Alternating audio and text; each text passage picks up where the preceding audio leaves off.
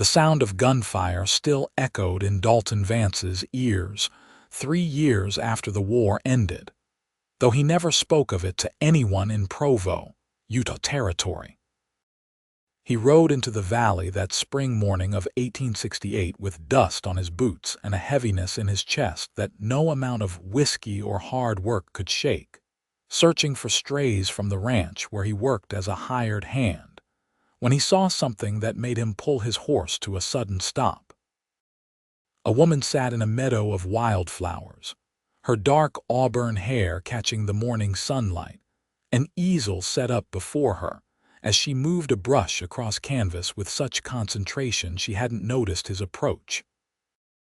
The sight struck him motionless, not just because women were scarce in these parts, but because of the riot of colors surrounding her, colors he had somehow stopped seeing after Shiloh, after watching his brother die in his arms, after coming home to find his parents' farm foreclosed and sold to strangers.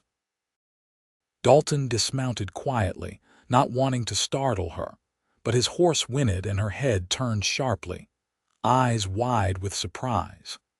They were green, he noticed, the color of new spring leaves, and held an alertness that suggested she wasn't accustomed to being caught unaware. "I apologize, miss," he said, removing his hat and holding it against his chest. "Didn't mean to intrude. I'm looking for cattle that wandered off from the Henderson ranch." She studied him for a long moment, her brush hovering over the pallet in her other hand. "I haven't seen any cattle pass through here," she said, her voice carrying an Eastern accent, refined and clear. "I've been here since dawn, and the only visitors have been butterflies and one particularly bold rabbit." He found himself walking closer despite his usual inclination to avoid people, drawn by the painting taking shape on her canvas. She had captured the meadow before them, but somehow it looked more alive than the real thing, the colors brighter, the flowers practically dancing off the canvas. Blues and purples and yellows and reds all mixed together in a way that made his throat tight. "That's remarkable," he said, the words coming out rougher than he intended. "Thank you." She set down her brush and stood, smoothing her simple calico dress. "I'm Helena Kensington. I arrived in Provo 2 weeks ago to stay with my aunt, Mrs. Margaret Kensington. She runs the boarding house on Center Street. Dalton Vance." He nodded, still unable to look away from the painting. "I know Mrs. Kensington. Good woman." "Are you a rancher, Mr. Vance? Just a hired hand?" "I work for Thomas Henderson, handle the cattle, break horses, whatever needs doing." He finally tore his gaze from the canvas to look at her. She was younger than he'd first thought, perhaps 23 or 24, with a scattering of freckles across her nose and paint stains on her fingers. "You're a long way from home." Something flickered across her face, a shadow that he recognized because he saw it in his own mirror every morning. "Sometimes distance is necessary," she said quietly. "My aunt was kind enough to offer me a place here when I needed a fresh start." He understood that more than she could know. They stood in silence for a moment, the breeze carrying the scent of sage and wildflowers between them. A meadowlark called from somewhere in the distance. "I should let you get back to your work," Dalton said, though he found himself reluctant to leave. "Those strays won't find themselves. Will you be riding this way again?" The question came out quickly, and a faint blush colored her cheeks. "I mean, if the cattle often wander to this area." "Could be," he said, feeling something in his chest loosen just slightly. "This meadow has good grazing. I'll likely need to check it regular. Then perhaps I'll see you again, Mr. Vance." She smiled, and it transformed her face entirely, making her eyes sparkle. He rode away thinking about colors he'd forgotten existed, about the way sunlight could catch in auburn hair, about a smile that made him wonder if maybe the world wasn't entirely gray after all. Over the next 2 weeks, Dalton found reasons to ride past that meadow every few days. Sometimes Helena was there. Sometimes she wasn't, but when she was, He'd dismount and they'd talk while she painted. She told him about growing up in Boston, about studying art with a private tutor, about how her father had been a successful merchant until his death 2 years ago.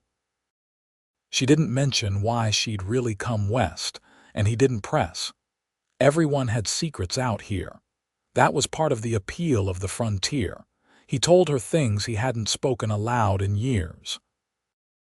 About growing up on a farm in Missouri, about learning to ride before he could properly walk, about his younger brother Samuel who could make anyone laugh. He didn't tell her about the war yet, but she seemed to sense the edges of that darkness in him. "You see the world differently than most people," she observed one morning as she mixed paints on her palette, "like you're looking at everything through smoke." The accuracy of her observation startled him. "The war changed things," he said simply. "My brother enlisted," she said softly. "He didn't come home, neither did my fiancé." The word fiancé hit him harder than he expected. "I'm sorry. It's been 3 years. Everyone tells me I should have moved on by now." She applied a stroke of brilliant yellow to the canvas. "That's why I came here. In Boston, everyone looked at me with pity. Poor Helena Kensington, the eternal mourner. My mother wanted me to accept a marriage proposal from a banker, a practical match, she called it. But I couldn't bear the thought of marrying someone just for practicality, not when I'd already lost the person I thought I'd spend my life with." "That why you paint?" Dalton asked. "To hold on to something? To remember that beauty still exists," she corrected. "After Charles died, everything looked gray to me too, Mr. Vance. The painting helped me see colors again, made me remember that life continues, that flowers still bloom, that the world keeps turning regardless of our grief." He sat down in the grass beside her easel, watching her work. "Call me Dalton," he said. "Mr. Vance makes me feel like my father. Then you must call me Helena." She glanced at him with those green eyes. "Tell me about your brother." So he did. He told her about Samuel's gap-toothed grin and his terrible singing voice, and how he'd been only 19 when a Confederate bullet found him at Shiloh. He told her about holding his brother while the life drained out of him, about the promise he'd made to take care of their parents, a promise he'd failed to keep when he came home to find them already gone, the farm sold for back taxes. Helena set down her brush and turned to face him fully. "You carry guilt that isn't yours to carry," she said. "The war, the farm, none of that was your fault. Knowing something and feeling it are different things," he replied. "Yes," she agreed. "They are." They sat together in the meadow for hours that day, talking and not talking, while she painted and he watched. When the sun started sinking toward the western mountains, he helped her pack up her supplies and insisted on escorting her back to town. Mrs. Kensington's boarding house was a substantial 2-story building near the center of Provo, and when they arrived, Helena's aunt was sweeping the front porch. Margaret Kensington was a formidable woman in her 50s with iron gray hair and sharp eyes that took in everything. "Mr. Vance," she said, nodding at him. "Good of you to see my niece home safely." "Madam." He tipped his hat. "Would you like to stay for supper?" Mrs. Kensington asked. "I've made more stew than my boarders can eat." Dalton started to decline, but Helena touched his arm lightly. "Please do," she said. "You've listened to me talk all afternoon. The least I can do is feed you." The boarding house dining room was warm and crowded with an assortment of miners, merchants, and a traveling preacher who argued theology with anyone who would listen. Dalton found himself seated between Helena and a grizzled prospector who spent the meal describing his latest claim in the Wasatch Mountains.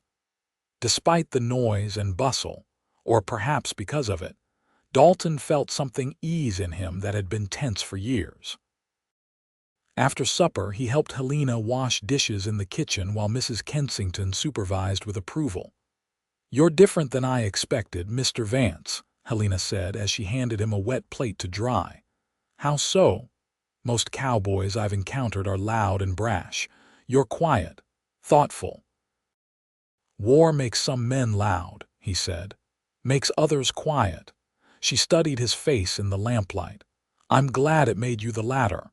He left that evening feeling lighter than he had in months, maybe years. As he rode back to the ranch, the stars seemed brighter overhead, and he caught himself noticing the way moonlight painted silver across the valley. Colors were seeping back into his world, and they all seemed to come from Helena Kensington. The next week passed in a blur of work and anticipation. Dalton helped drive cattle to summer pasture, mended fences, broke a particularly stubborn mare to saddle, and counted the hours until he could ride back to the Wildflower meadow. Thomas Henderson, his employer, was a fair man who noticed the change in his usually taciturn ranch hand.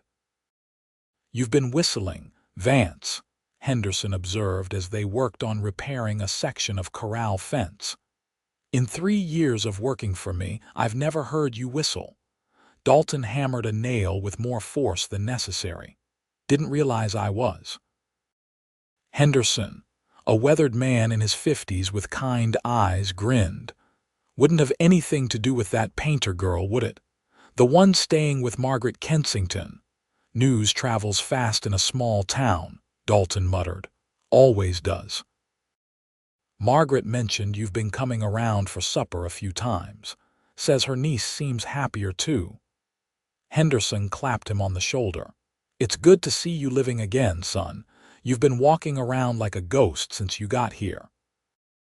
"I'm just helping her carry her painting supplies," Dalton protested weakly. "Sure you are." Henderson's eyes twinkled with amusement. "And I'm the Queen of England. Listen, Vance, I've known Margaret for 20 years. She's a good judge of character, and if she's letting you court her niece, that says something about the man you are. Don't second-guess yourself out of happiness." But second-guessing was what Dalton did best.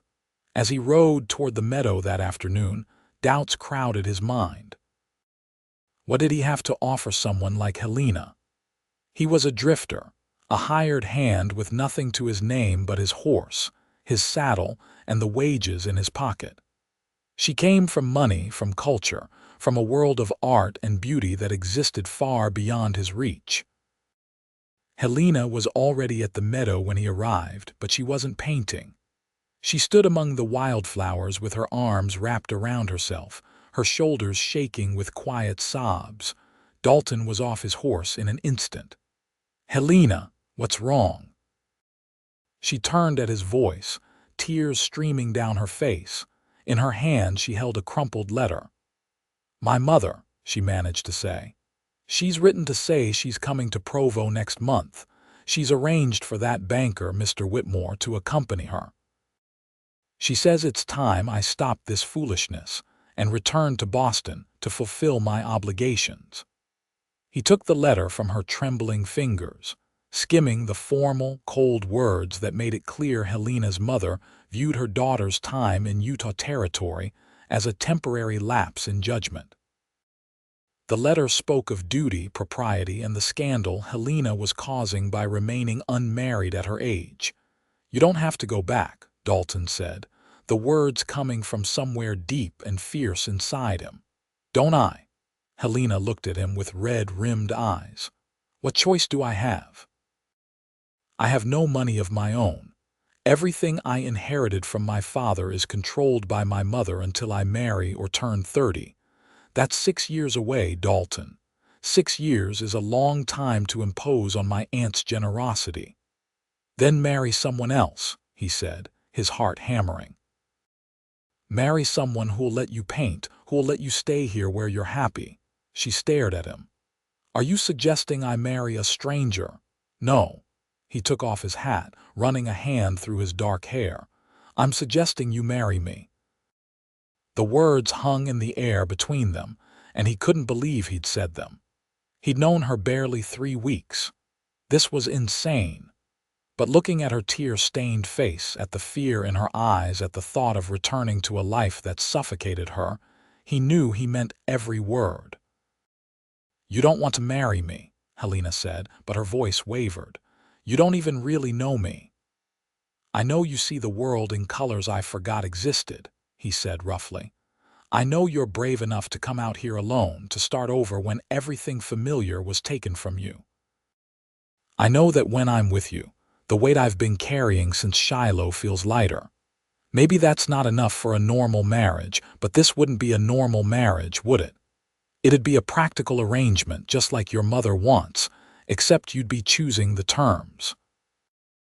"A practical arrangement," she repeated slowly. He forced himself to be honest. "I can't promise you luxury. I'm a ranch hand, Helena. I make enough to get by, but that's all. We'd have a simple life. But I can promise you'd be free to paint whatever you want whenever you want. And I'd never force you to do anything you didn't want to do. We could take it slow, see if something real develops between us." She wiped her eyes with the back of her hand, smearing paint that had been there from earlier work. "You do that. Marry someone you barely know just to help her." "I'd be helping myself too," he admitted. "These past weeks with you have been the first time since the war that I've felt alive. Maybe we're both broken, but maybe broken people can help each other heal." Helena turned away from him, looking out over the meadow of wildflowers swaying in the breeze. "My mother would be furious," she said. "Is that a yes?" She turned back, and despite the tears still wet on her cheeks, she smiled. "That's a yes, Dalton Vance. Heaven help us both." They rode into Provo together that afternoon to speak with Mrs. Kensington. Helena's aunt listened to their hurried explanation with her arms crossed and her expression unreadable. When they finished, she was silent for a long moment. "You've known each other 3 weeks," she finally said. "Yes, madam," Dalton agreed. "And you think that's enough time to decide to spend your lives together?" "I think sometimes you know," Helena said quietly. "And I know I can't go back to Boston, Aunt Margaret. I'll wither there. At least here I have a chance to breathe." Mrs. Kensington studied them both with those sharp eyes. Then, unexpectedly, she smiled. "My sister is going to have an apoplectic fit, and I confess that pleases me more than it should. She always was too concerned with appearances. Very well, but I want this done properly. We'll announce your engagement, have a respectable courtship period of at least 2 weeks, and then a proper wedding. This town doesn't need more scandal, and I won't have people saying my niece was compromised." 2 weeks, Helena said. "That would put the wedding before my mother arrives." "Exactly." Mrs. Kensington's eyes sparkled. "Can't object to a marriage that's already happened. Now, Mr. Vance, you'll need to speak with Reverend Matthews about the ceremony. And Helena, we need to make you a proper wedding dress." The next 2 weeks passed in a whirlwind. Dalton spoke with Thomas Henderson about his intentions, and his employer immediately offered them the use of a small cabin on the ranch property that had been sitting empty. "Consider it part of your wages," Henderson said. "It needs some fixing up, but it's sound. And when you're ready to start your own place, I'll help you find land." The cabin was small, just 2 rooms, but it had a good stove, a stone fireplace, and windows that looked out over the valley. Dalton spent every spare moment cleaning and repairing it, replacing broken floorboards, patching the roof, installing new hinges on the door. Helena came out to see it one afternoon, bringing sandwiches wrapped in cloth. "It's perfect," she said, standing in the doorway and looking around. "That wall there, the one that catches the afternoon light, that's where I'll set up my easel." "I was thinking I could build you a proper studio," Dalton said. "Maybe a small addition off the back, give you more space and better light." She turned to him with wonder in her eyes. "You do that?" "Of course." He felt self-conscious suddenly. "Your painting is important. I want you to have space for it." Helena crossed the room and took his hand. It was the first time she'd initiated contact between them, and he felt the warmth of her palm against his like a brand. "Thank you," she said, "for seeing me, for understanding what I need. We're partners in this, he said. That goes both ways. You tell me what you need, I'll do my best to provide it. What do you need, Dalton? No one had asked him that in so long he had to think about it. I don't rightly know anymore, he admitted. Guess I'll have to figure that out. Then we'll figure it out together. Their wedding took place on a Thursday afternoon in early June in the small church at the center of Provo. Word had spread through town about the cowboy and the painter, and the church was fuller than Dalton expected. He stood at the altar in his best clothes, which consisted of clean trousers, a white shirt, and a string tie that felt like it was strangling him. Thomas Henderson stood beside him as best man. You nervous? Henderson asked quietly. Terrified, Dalton admitted. That's how you know it matters. Then the church doors opened and Helena appeared and Dalton forgot how to breathe. Mrs. Kensington had worked miracles with the wedding dress, creating something simple but beautiful from ivory fabric that caught the light streaming through the windows. Helena's auburn hair was pinned up with wildflowers woven through it, and she carried a bouquet of the same flowers she'd been painting that first day he saw her.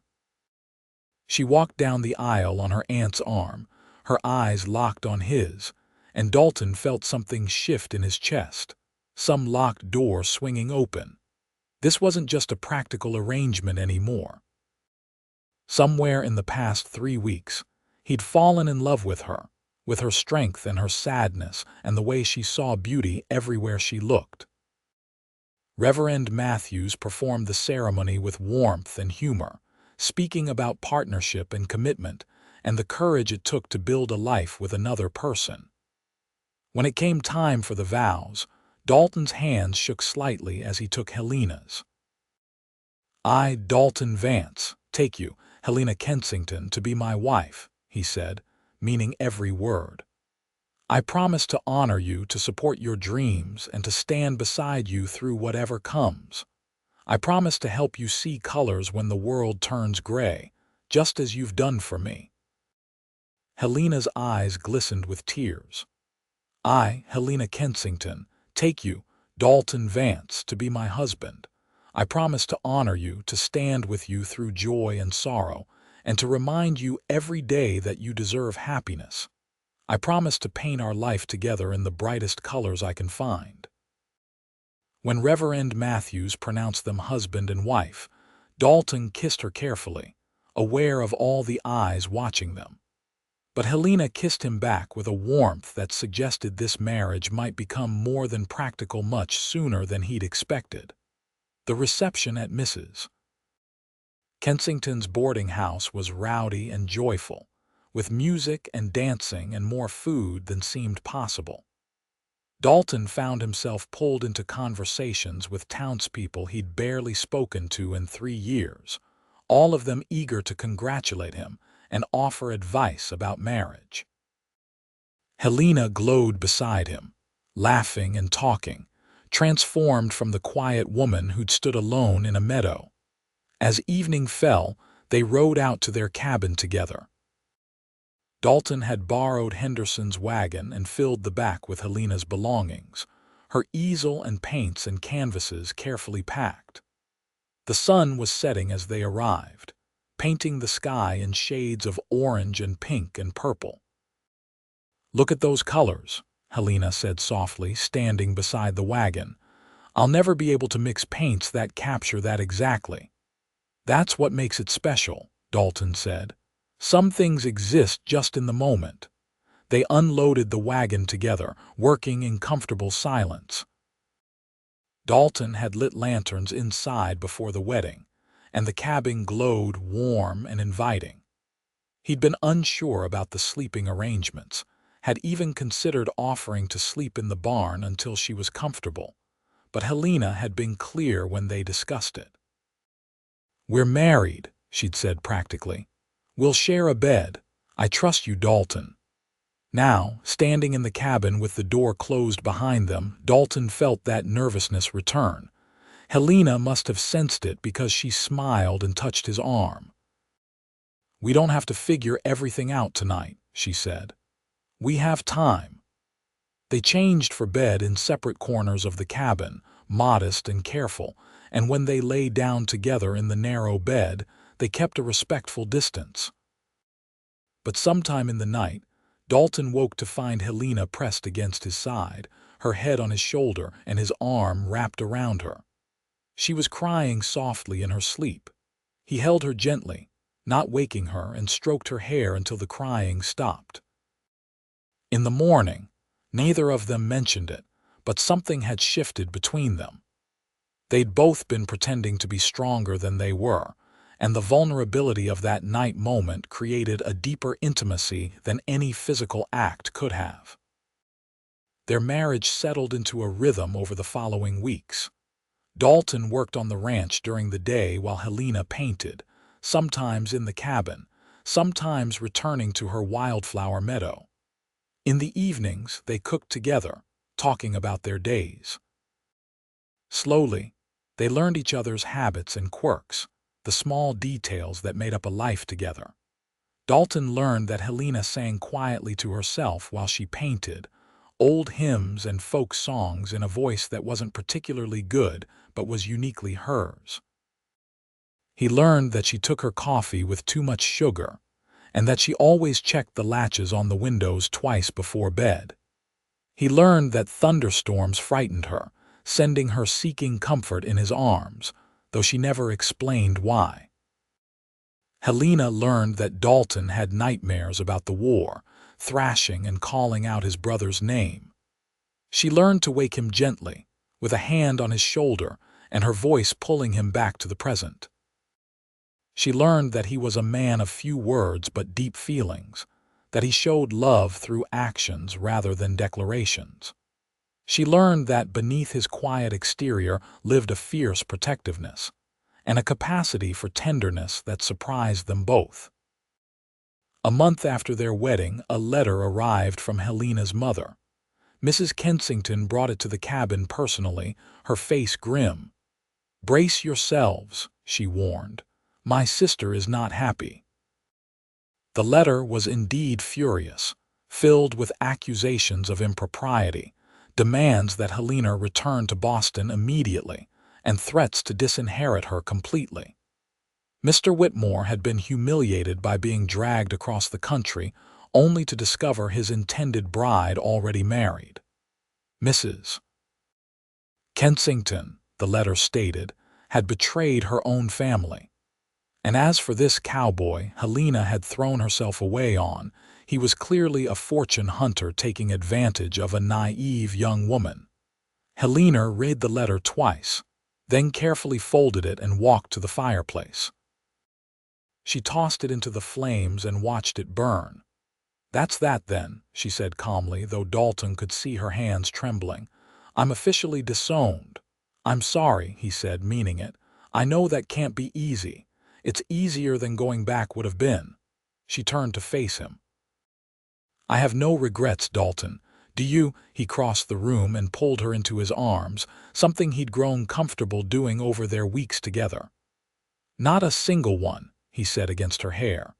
"You're stuck with me now, Helena Vance." She laughed, the sound slightly watery. "I rather like the sound of that name." That evening, they made love for the first time. It was tentative and awkward in the way of new lovers still learning each other's bodies, but it was also tender and real. Afterward, lying tangled together in their bed, Helena traced patterns on Dalton's chest. "I didn't expect this," she admitted quietly. "Didn't expect what? To fall in love with you. I thought we'd have a comfortable partnership, maybe eventually affection, but this feels like more than that." Dalton's heart hammered. "How much more? Like I can't imagine my life without you, like you've become essential." She propped herself up on one elbow to look at him. "I love you, Dalton. I think I have since that first day when you looked at my painting like it held all the answers you'd been searching for." "I love you too," he said, the words coming easier than he expected.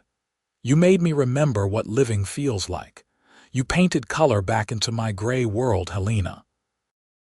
They kissed again, slow and deep, and Dalton marveled at how much his life had changed in 2 months. He'd gone from walking through days like a ghost to feeling fully, vividly alive. Every morning he woke eager to see Helena's smile. Every evening he came home to warmth and laughter. The nightmares still came, but less frequently, and when they did, she was there to anchor him. Summer deepened into the full heat of July. Dalton worked long hours helping with the cattle drive to higher pastures, sometimes gone for several days at a time. He hated leaving Helena, but she assured him she was fine. She spent the time painting, building up a collection of canvases that captured the Utah landscape in all its wild beauty. "I want to try selling some of these," she told him one evening as they looked through her work. Mrs.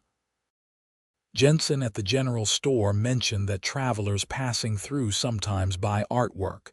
"It won't be much, but I'd like to contribute to our household." "You don't need to do that," Dalton protested.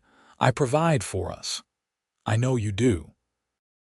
But I want to feel useful beyond just making our home beautiful." She squeezed his hand. "Let me try." So she took several paintings to the general store, and within a week, all of them had sold. Travelers heading to California stopped in Provo to rest and resupply, and apparently paintings of the Utah landscape made popular souvenirs. Mrs. Jensen sent word requesting more, and suddenly, Helena had something resembling a small business.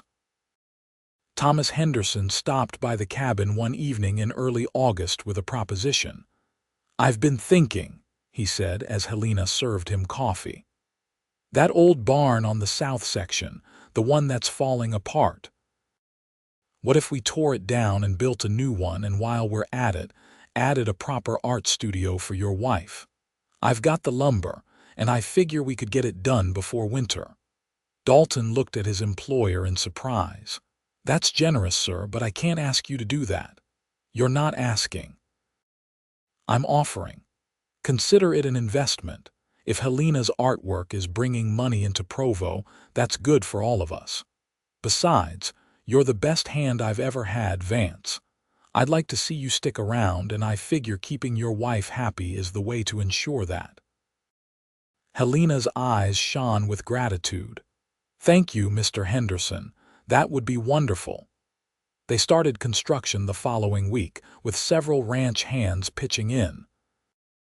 Dalton hadn't realized how well-liked he'd become until men showed up to help without being asked, joking and working alongside him. The studio took shape quickly, a small building with large windows that would catch the northern light Helena preferred. They added a stove for winter heat and shelves for her supplies. On the day they finished, Helena stood in the middle of her new studio with tears running down her face. "I never thought I'd have something like this," she said. "In Boston, I painted in a corner of my bedroom, always worried about making a mess or disturbing someone. This is mine, a space just for creating." "You deserve it," Dalton said, wrapping his arms around her from behind. "Your art matters, Helena. It brings beauty into the world." She turned in his arms and kissed him. "I want to paint you," she said suddenly. "Will you sit for a portrait?" "I'm not much to look at," he protested. "You're everything to look at," she countered. "Please." So he sat for her over several evenings, feeling self-conscious as she studied him with artist's eyes and transferred what she saw onto canvas. When she finally let him see the finished portrait, he barely recognized himself. She'd painted him in profile, looking out over the valley with the setting sun behind him, and somehow she'd captured something in his expression that he hadn't known was there. "Hope. That's how I see you," she said softly. "Not as a man haunted by the past, but as a man looking toward the future." He couldn't find words, so he just held her, overwhelmed by the gift of being seen so clearly and loved so completely. As autumn approached, they fell into their life together with increasing ease. They were no longer two broken people helping each other survive, but partners building something new. Dalton surprised himself by laughing more, by noticing beauty in everyday moments. Helena's influence had seeped into every corner of his existence, teaching him to slow down and appreciate what he'd been missing. One cool September evening, as they sat together on the porch watching the sun set, Helena made an announcement that changed everything. "I'm pregnant," she said quietly. Dalton's head whipped around to stare at her. "You're certain?" "As certain as I can be. I'm almost 2 months along, I think." She looked nervous. "I know we didn't plan this so soon, but I'm happy about it. Are you?" Happy didn't begin to cover what he felt. Terrified, certainly. Awed, overwhelmed, but beneath all of that, a fierce joy that made his chest ache. "I'm more than happy," he managed to say. "I'm honored. You're going to be an amazing mother, Helena. And you'll be an amazing father." She leaned against him. "I want to name him Samuel if it's a boy, after your brother." The lump in his throat made it hard to speak. "He'd like that," Dalton said hoarsely. "Sam would have loved you." They told Mrs. Kensington the next day, and Helena's aunt immediately went into planning mode, talking about baby clothes and cradles and all the preparations that needed to be made. Thomas Henderson was equally pleased, offering to help Dalton build furniture for the nursery. Winter arrived early that year, with snow falling in November and blanketing the valley in white. Helena worked in her studio with a shawl wrapped around her shoulders, her pregnancy beginning to show in the gentle curve of her belly. She painted winter landscapes now, capturing the stark beauty of bare trees against snow and the way ice crystals caught the light. Dalton spent more time close to home as winter limited ranch work. He used the time to build a cradle from pine wood, sanding it smooth and carving simple designs into the headboard. Helena watched him work with soft eyes, often resting her hand on her growing stomach. "You think about the future?"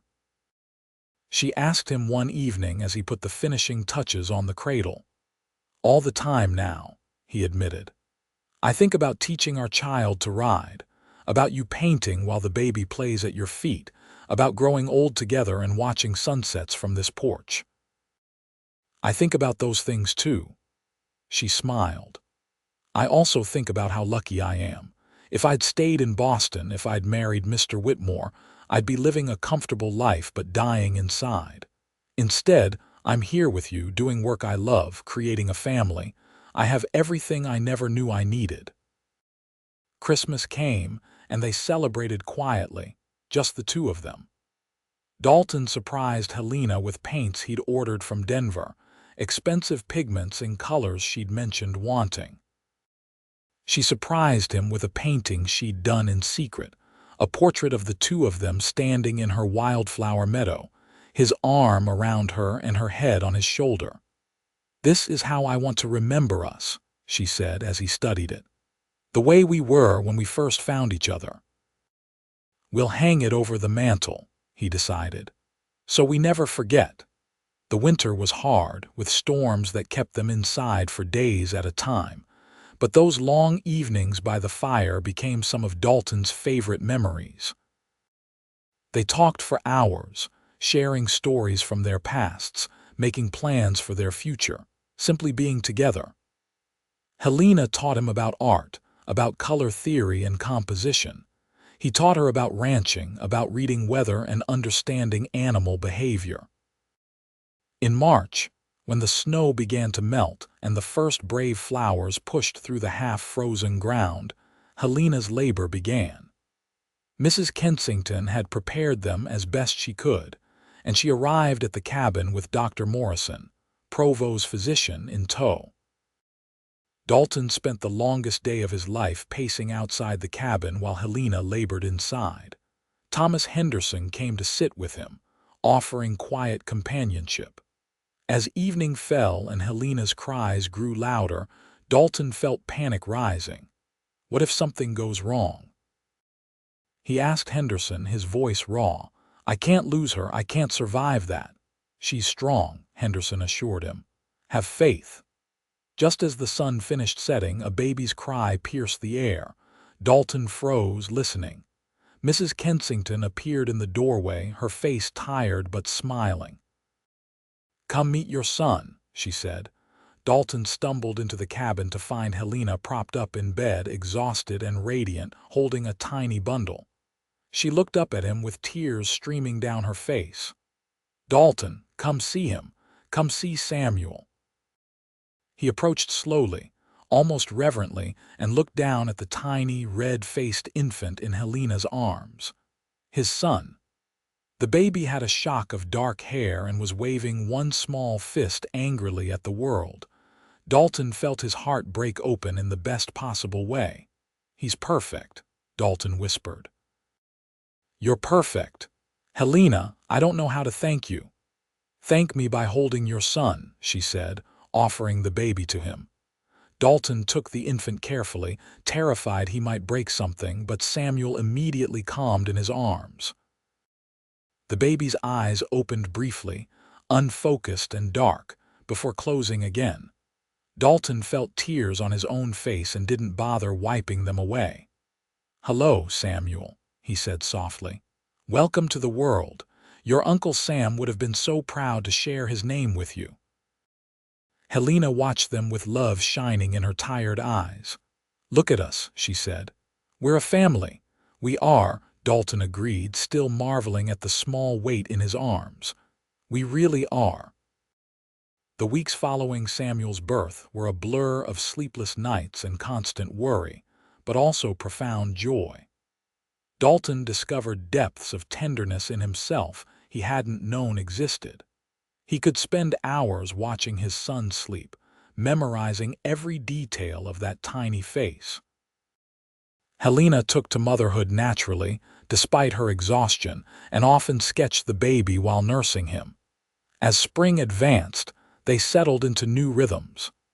Helena couldn't paint as much with a newborn to care for, but she didn't seem to mind. "There will be time for painting later," she said when Dalton offered to hire someone to help. "Right now, I want to be with him. These early days go so fast." Thomas Henderson proved to be a doting honorary grandfather, stopping by frequently with gifts. A hand-carved rattle, a soft blanket, a set of small boots for when Samuel was older. Mrs. Kensington was equally devoted, coming weekly to help with washing and cooking and to spoil her great-nephew shamelessly. By summer, Samuel was a chubby, smiling baby who lit up whenever Dalton came home from work. Helena had started painting again, working while the baby napped, and had created a series of paintings featuring Samuel sleeping among wildflowers. They sold immediately, with buyers charmed by the combination of landscape and infant.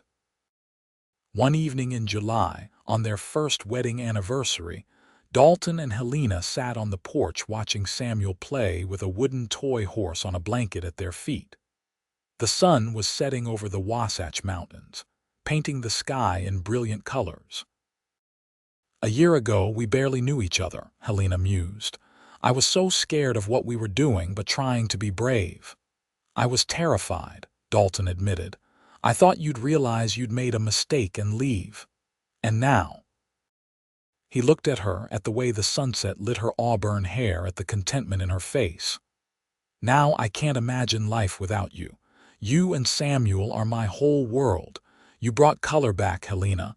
You made me remember how to live." "You did the same for me," she said softly. "You gave me freedom and safety and love. You let me be myself instead of what everyone expected me to be." She took his hand. "I want more children if we're blessed with them. I want to fill this house with life and noise and color. I want to grow old with you, Dalton Vance, painting the years we have together." "That sounds like the best future I could imagine," he said, kissing her gently. Samuel chose that moment to toddle over, using the porch rail to pull himself up. At 4 months old, he was already trying to stand, determined and fearless. Dalton scooped him up, making the baby giggle. "Your mama and I were just planning your future siblings," Dalton told his son. "What do you think about that?" Samuel grabbed his father's nose and squealed happily, which they took as approval.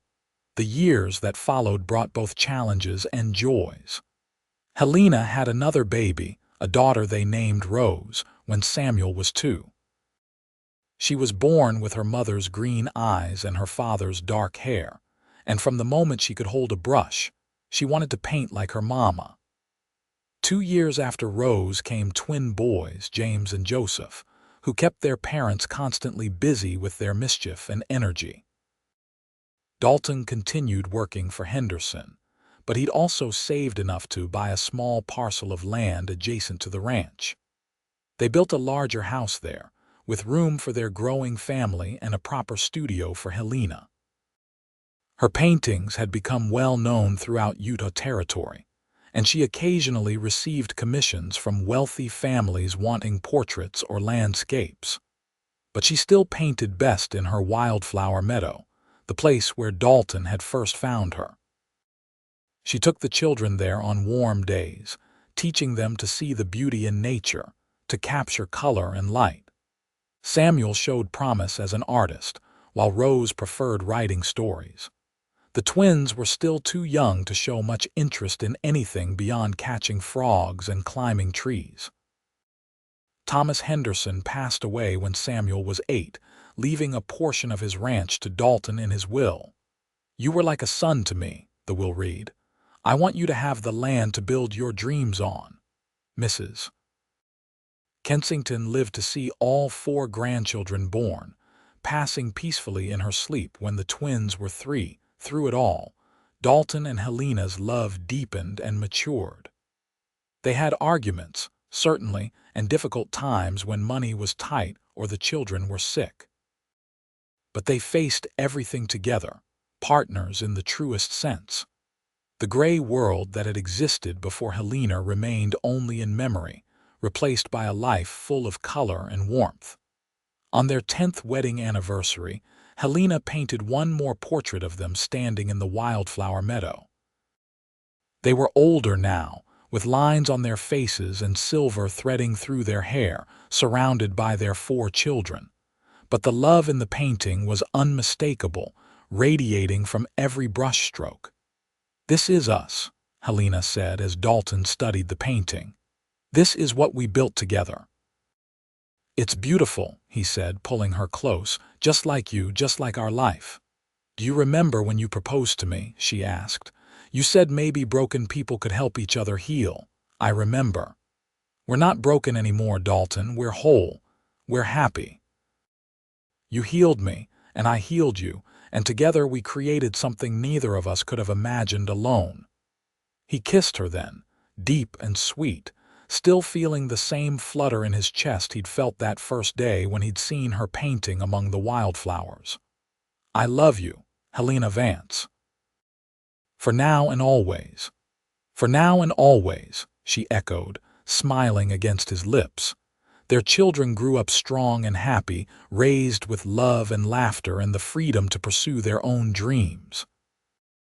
Samuel eventually took over the ranch, running it with the same fairness his father and Henderson had shown. Rose became a teacher in Provo, educating the next generation of children. James and Joseph went into business together, opening a general store that thrived. But even as their children built their own lives, Dalton and Helena remained the center of the family, the constant that everyone returned to. They hosted Sunday dinners that overflowed with grandchildren eventually, their house always full of noise and life. As they grew older together, they spent more time in the meadow where they'd first met. Helena still painted there, though her hands trembled with age now and the paintings took longer to complete. Dalton sat beside her, content to watch and remember.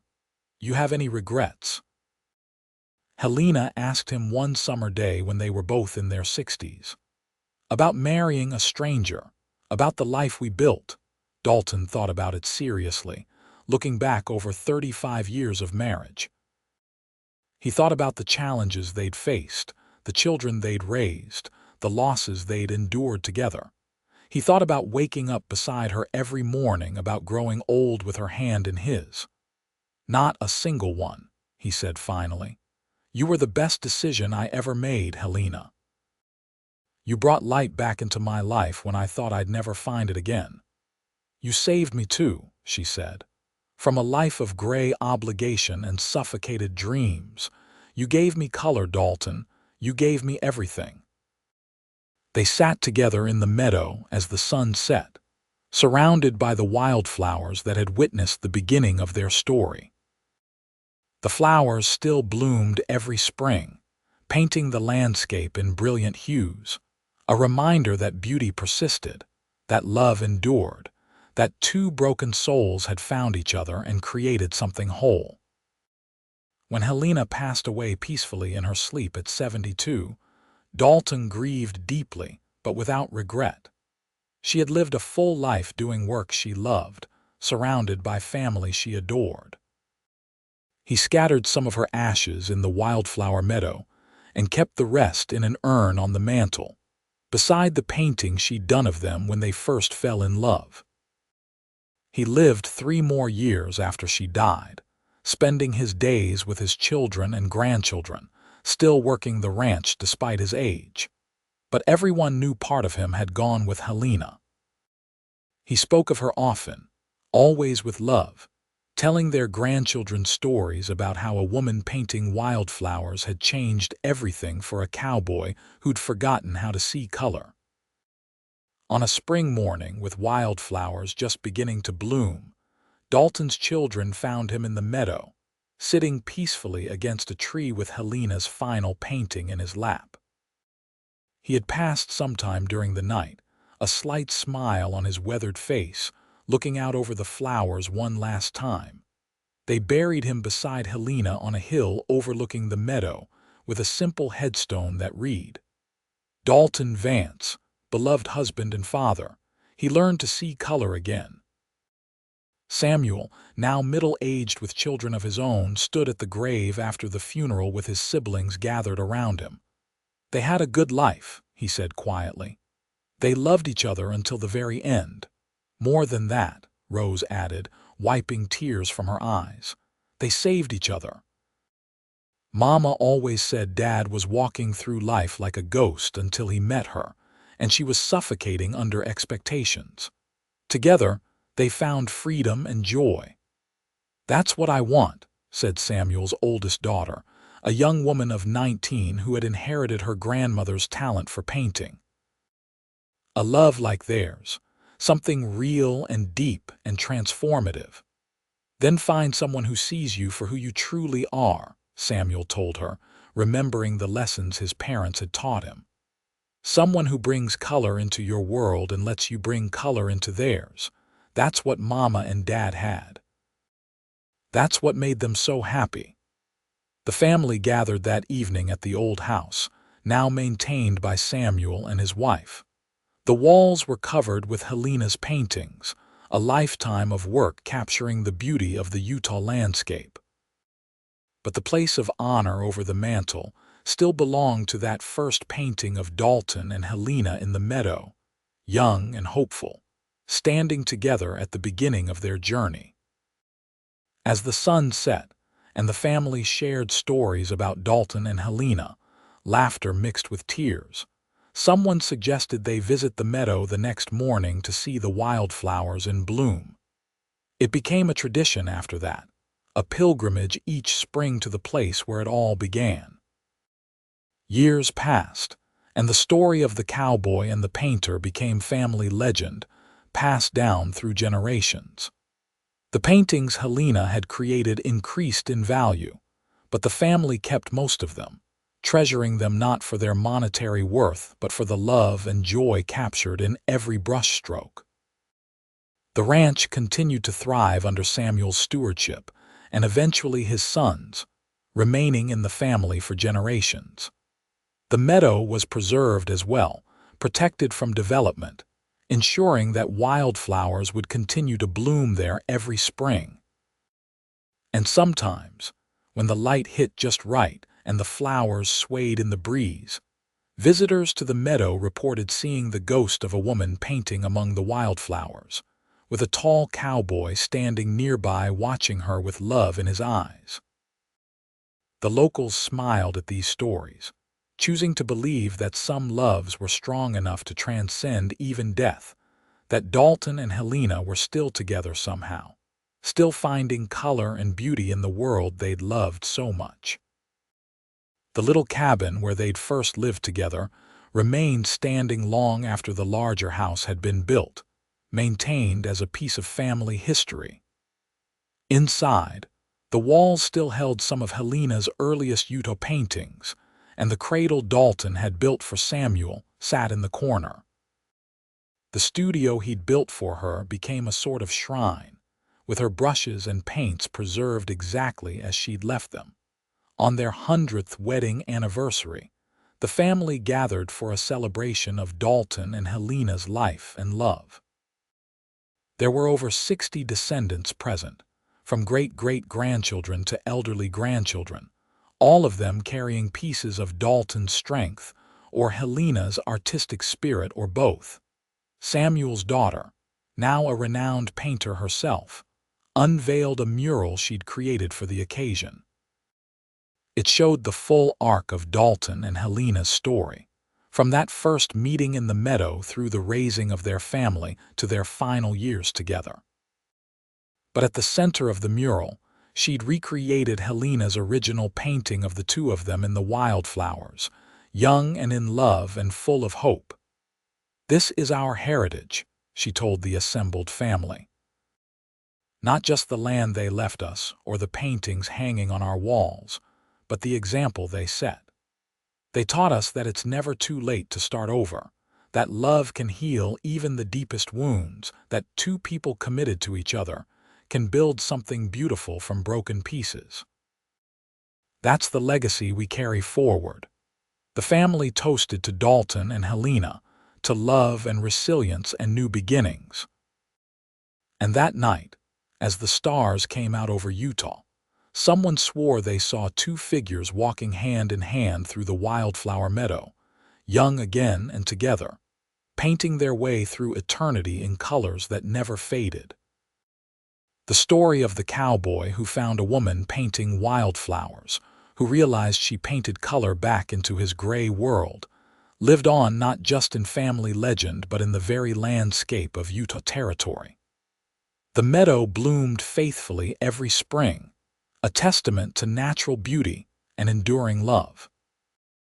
The paintings Helena created hung in homes and galleries, bringing joy to people who never knew her but felt the warmth and life in every image.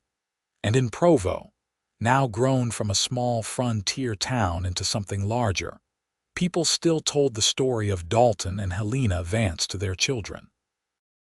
They told it as a reminder that even in hard times, even after terrible loss, beauty and love could still be found.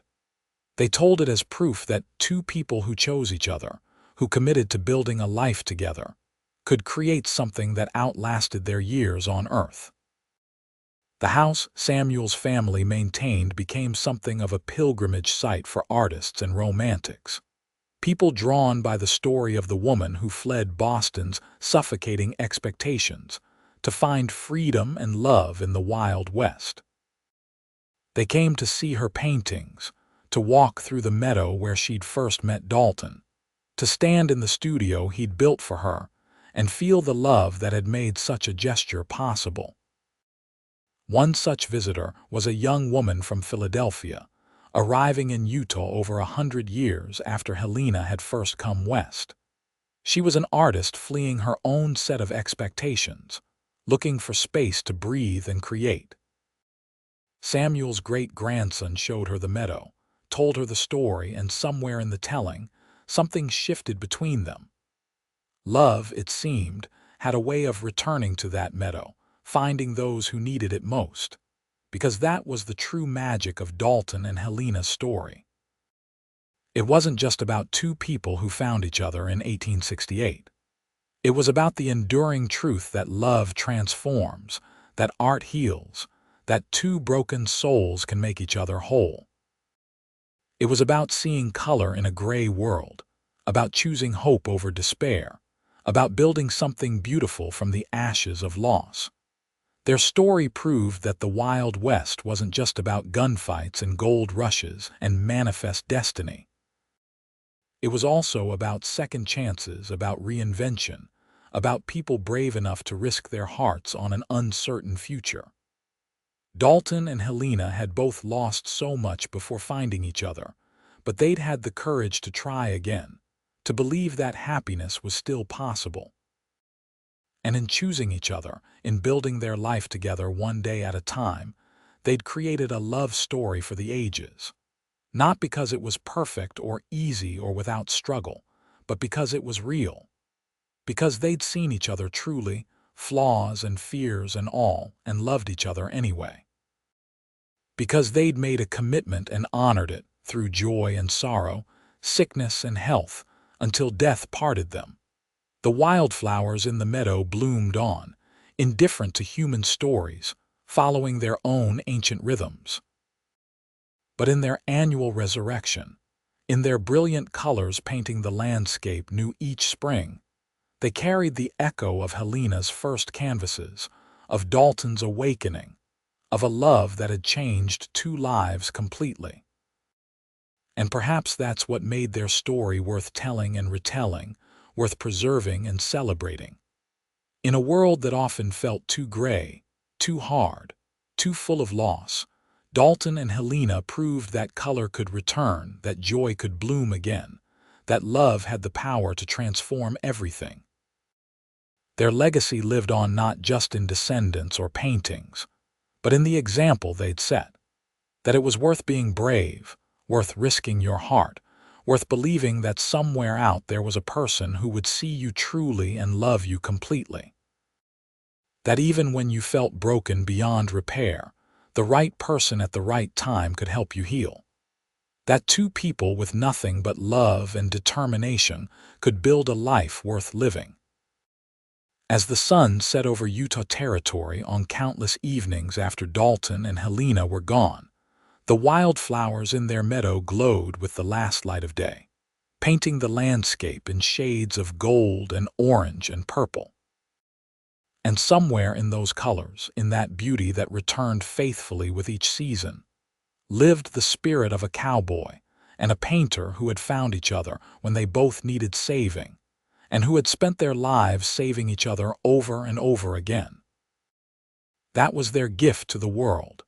The knowledge that love endures, that beauty persists, that color can return to even the grayest of worlds if you're brave enough to let someone paint it back in. Dalton and Helena Vance had lived that truth, and in doing so, they'd created a story that would inspire generations long after the Wild West became just another chapter in history books. In the end, that's what mattered most. Not the paintings that hung in galleries or the land they'd accumulated, or even the children they'd raised, though all of those were important. What mattered was the love they'd built together, the life they'd shared, the way they'd transformed each other from broken into whole, from gray into color, from merely surviving into truly living. And in that wildflower meadow outside Provo, Utah, where a cowboy had once found a woman painting and realized she was painting color back into his world, the flowers bloomed on, eternal and beautiful, a living testament to love that lasts.